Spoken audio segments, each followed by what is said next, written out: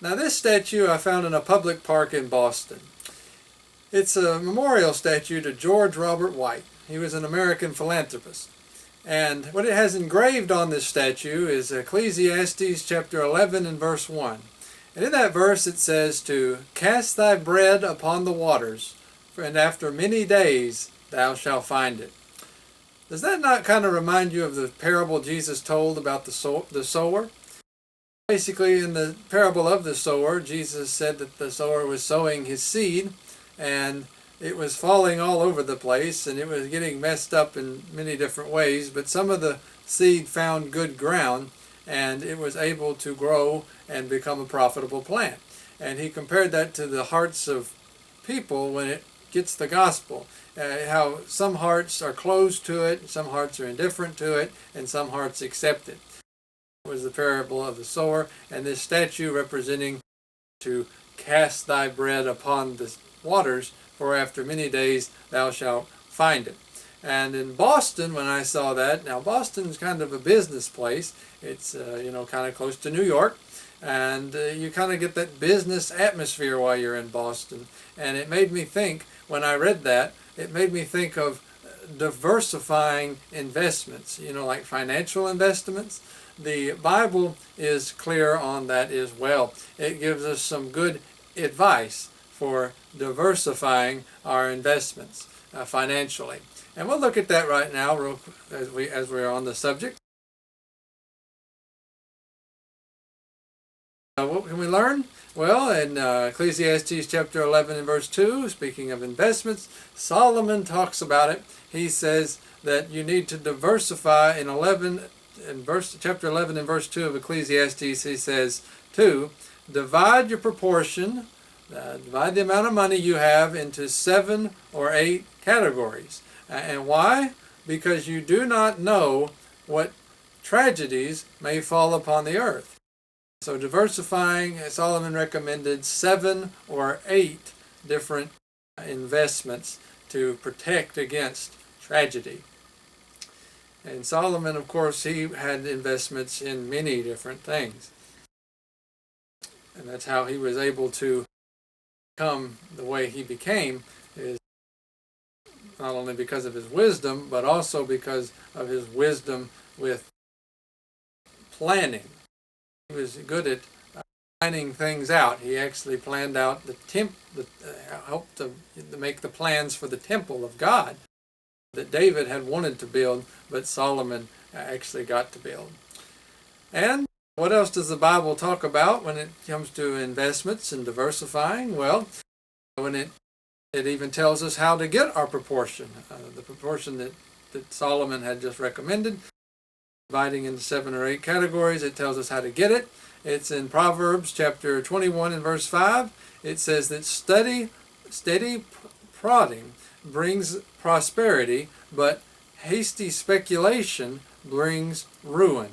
So steady prodding here is talking about steadily putting one handful after another handful over a certain amount of time, just one handful at a time, one thing at a time, until your bucket is overflowing.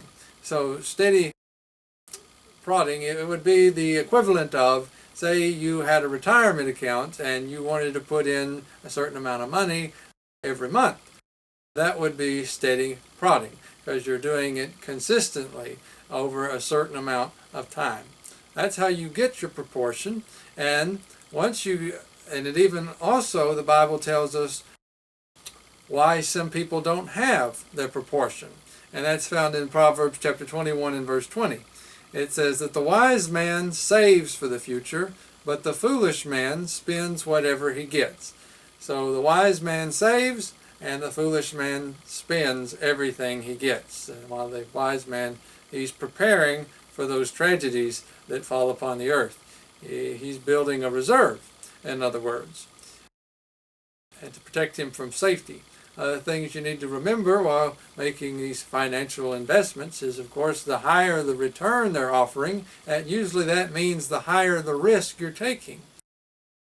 And you need to be mindful of that, and that when you're investing, you've also got to be very patient. Patience is key. All great investors say that you've got to have patience when the market's good and when the market's bad. It goes further than that. Patience in the market means that you are waiting.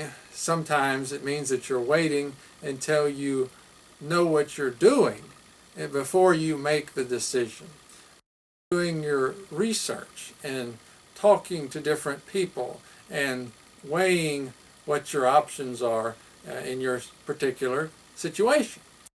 And that's definitely a good thing to do, is to put thought into these investments before you get involved in them, because it's a lot easier to get in an investment than it is to get out of an investment. And remember, the Bible says that hasty speculation brings about ruin.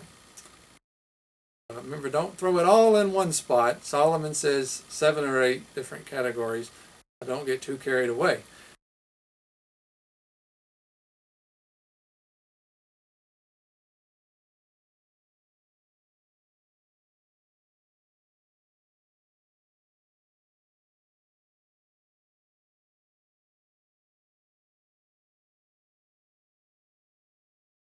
And if all possible, just try to avoid debt. If you're in debt, try to get out of it and work toward getting out of it. That's not necessarily a bad thing, but it's good to get out of it. And also, don't forget to have that reserve, because that reserve is going to be very handy one day.